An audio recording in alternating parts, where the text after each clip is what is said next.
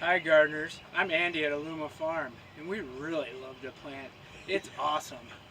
Compost will add nutrients that will help your plant grow and nurture the soil biology of your garden. You want to make sure you have a good layer, about 1 or 2 inches should be plenty. And we use a mix of fertilizers that have nitrogen, phosphorus, and potassium, or NPK. And we also use different minerals to help make sure our plants are as healthy as possible. So we mix them together, and then we just sprinkle it over the bed, just like this. After putting down the fertilizer and the compost, we like to mix it up just a little bit to mix it with the soil so that the plants can access it and that the rain won't wash everything away.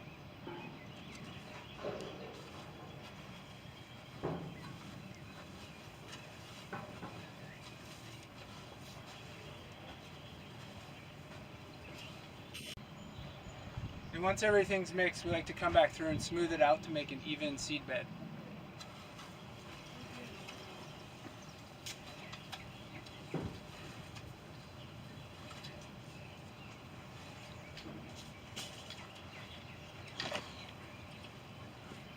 Watering needs are going to be different, and everyone's is going to be a little bit different, your setup. Here at the farm we like to use drip tape, which is basically just a hose that has holes punched in it every few inches, commonly 8 or 12 inches. And what it does is it uses less water, it conserves water, and it gives it right to the plant, to its roots. At Home Gardeners, you're going to find that you might be able to find some of this, or soaker hoses, or just a watering can with your hand or a hose. Anything that works will be just great. When you're watering, the best times of day, just like for planting, are the evening or the early morning, before the sun is really high in the sky. The way you know if your plant needs water is you're actually just going to put your hand in the soil, and don't dig down right next to the plant. Do a few inches away. If it doesn't hold together in your hand, it definitely needs water, and you want to go ahead and water. And when you're watering, the best times of day, just like for planting, are the evening or the early morning. We also are going to have compost for sale on the farm. So today we're going to be planting cilantro. But the basic technique is going to be similar for most of the plants you'll be able to buy at our plant sales.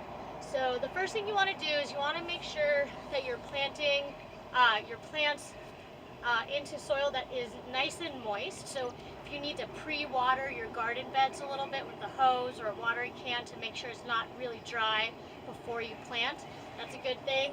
We're using this drip tape that Andy just talked about, so we're just planting it right at each emitter, so I'm planting it right where the water is coming out, so I don't need to worry about that quite as much.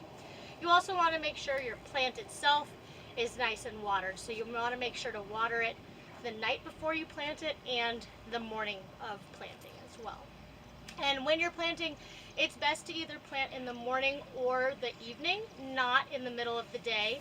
You want to give these guys the best chance that you can to survive, and when you plant them in the soil and they're just being beaten on by that hot sun, that's going to be real hard for them to keep going. So right now it's nice and cloudy, so that's perfect weather conditions.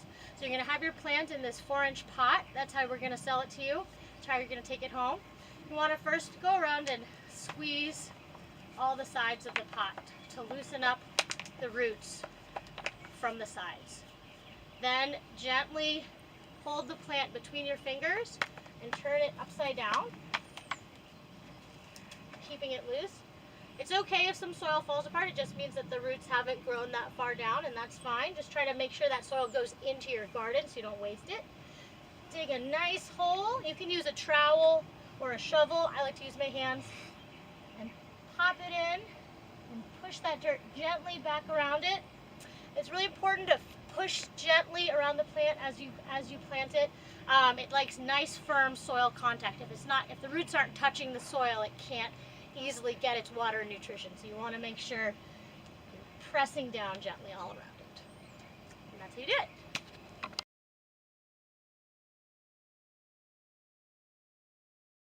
Planting the Aluma way!